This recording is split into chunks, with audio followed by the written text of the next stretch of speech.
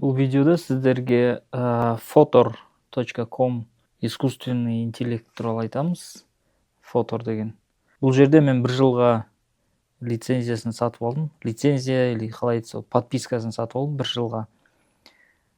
Бүгінгі жасаған бір жұмыстарым, ол менің мысалы мына жаңағы осындай бір жұмыстар жасадым. Мына жерде көріп тұрсыздар, кішкене саусақтары дұрыс емес, екі қолын көтеріп қойған, сондай кішкене бір нелері бар екен, нюанстары бар екен. Арасында дұрыстары бар. Мысалы, мынаны қолдануға болады. Жоқ, бұл емес. Так, мынандай сияқты қолдануға болады, мысалы. Бірақтан мына жерде көріп тұрғандарыңыздар, ошибкалар бар, мынандай. Мына қыздың артында тағы біреу отыр да, мысалы, осындай.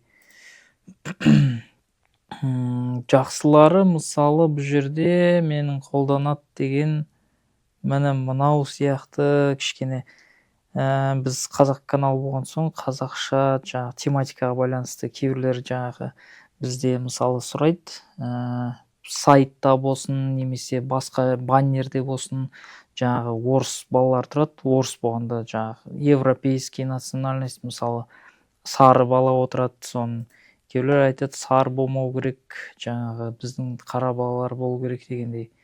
Сол үшін осындай фон ретінде егер таппасаңыз, осы арқылы, осы жаңағы искусственный интеллект арқылы жасауға болады.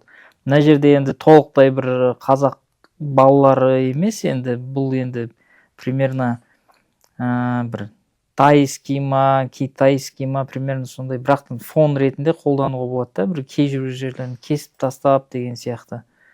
Осындай бір жасадық. Мысалы, мына жерде мен запрос жасаған кезде поднимает правую руку деп қойдым да, бірақтан екі қолын көтеріп тұр. Бірақтан кейін тағы запрос жасаған кезде уже оны обработка жасады да, бір-ақ қолын көтеретіндей болды. Мысалы, мына жерде Қазақстан флагы деп едім. Қазақстан флагын қойған жоқ, бұл жерге басқа бір азиатский, басқа азиат нелерін қойды. Егер бірақтан қолданам десеңіздер, мынаны фотошоппен алып өшіріп тастап, қолдана берсеңіз болады фон ретінде. Содан кейін біздің мысалы мен байқағаным, жаңағы национальность дегенді онша түсінбейді екен. Мысалы, мен мына жерге қазақ деп жазсам, мысалы қазақ, допустим, қазақ деп жазсам,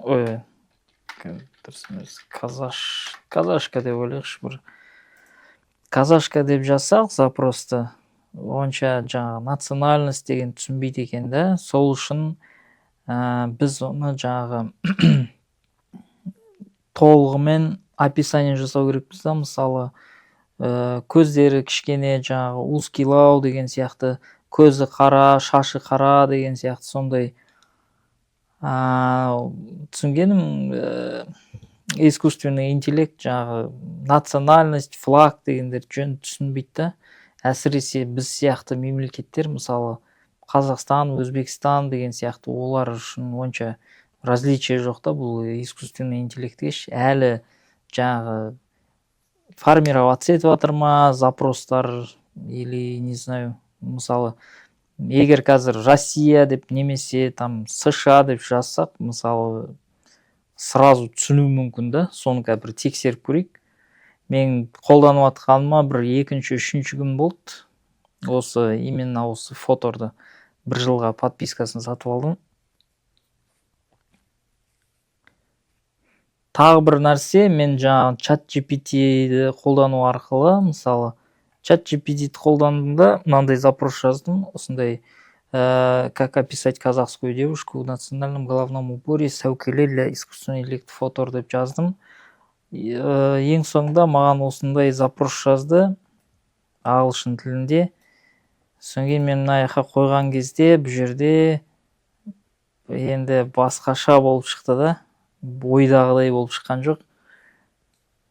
Жаңағы бір индус па, индус емес, жаңағы Американың индейцтер бар ғой, сондай болып шығарды да. Ол үшін, скорее всего, бір подробный описание керек сияқты да. мынандай деген сияқты. Қазір интернетмен де жай, содан ұзақ тұр. Қазір көреміз казашка деп жазған запростан не шығатын.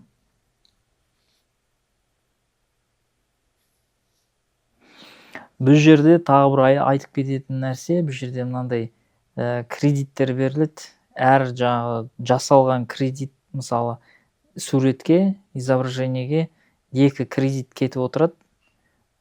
Басында қанша кредит бар екенін ұмытып қалдым. 100, по-моему, кредит береді. Ол 1 жылға ма, әлі түсінбедім соны. Пока осын тауысып бітірген соң қанша. Бірақтан күніне тағы да бір дополнительный бонустар бар, сондай, в общем, система. Бірақ бұл искусственный интеллекттің байқаған оңайлау екен да, жаңа запростар. Midjourney'да ол жерде промпттармен жұмыс жасайсыз, ол кішкене қиындау да. Соған байланысты осыны қарастырдым.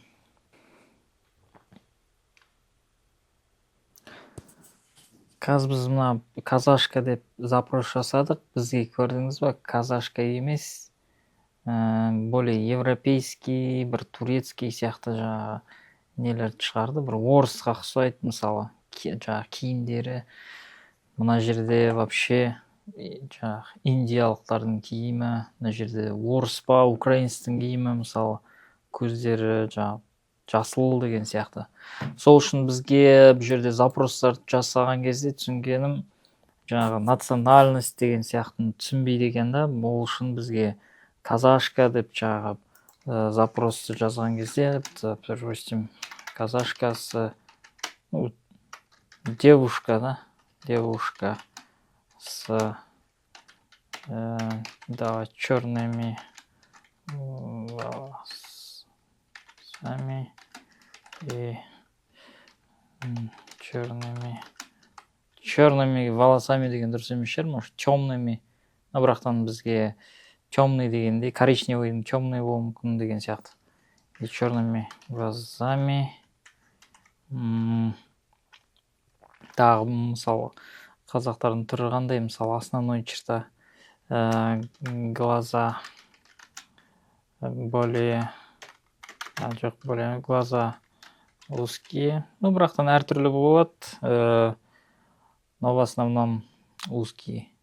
Давайте былай жасап көрейік. Қазір ChatGPT-ге кірейік та, запрос жасайық, қазақтың қызын қалай можно описать дегенші. Как описать казахскую девушку для искусственного интеллекта. Так, бұл жерде ChatGPT не дейді екен, для описания искусственного интеллекта можно сосредоточиться на традиционных чертах. Черты лица, лицо мягкие, овальные черты, выразительные глаза, волосы темные и густые, части распущенные или собраны в традиционной прическе. Так, украшения, серьги, ожерелья и браслеты. Фон, атмосфера, по желанию, пример описания. Фоторға салып көрейік, не шығаратын. Так, так, мына жерге қойық, скрываем.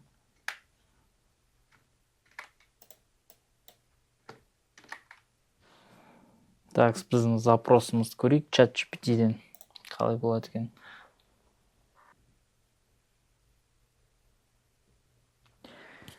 Бізге енді осындай бір результат шығарды. Бұл біздің ойымыздағыдай бір результат емес шығар, өйткені мына жерде киімдері бір моңғолдың киімі сияқты ма, или бізде осындай киім бар ма, білмедім. Бір басқаша бір болып тұр да. Бірақ түрлері жалпы ұқсайды біздің қазақтың қыздарына. Мына жерде енді китаянкаға ұқсайды, мына жерде бөле қазақтың қыздарына ұқсайды. Және де бұл жерде, бұл сайтта неше түрлі жаңа нелер бар, функциялар бар. Ең бір ұнаған функциясы маған бұл жерде background remover, жаңағы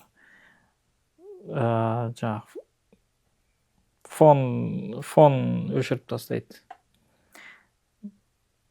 бір көрейік мына жерден. Бағана бір сурет дайындап қойған едім сіздерге көрсетейін деп. Мына суретті алсақ, мысалы, осы жерге бізге мысалы мына шаштар қиын да фотошоппен кескенге. Қазірде бар, бірақтан фотошопта жаңағы искусственный интеллект, бірақтан бәрінде жоқ та ол. Ал мына сайтқа кірсеңіз бәрі дайын тұрады, көрдіңіз бе? Қалай тазалап берді.